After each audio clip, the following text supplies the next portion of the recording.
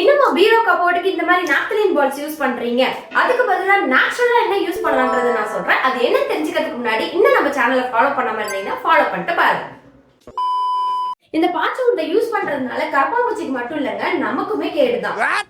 அதுக்கு பதிலா நம்ம பீரோல கரப்பாம்பூச்சி எல்லாம் வராம தடுக்கிறதுக்கு நேச்சுரலா என்ன பண்ணணும்ன்றதை நான் இப்ப சொல்றேன். இது பச்சை கற்பூரம் எல்லா நாட்டு மருந்து கடையிலயும் உங்களுக்கு கிடைக்கும். இது ஏலக்காவை நான் பொடி பண்ணி எடுத்திருக்கேன்.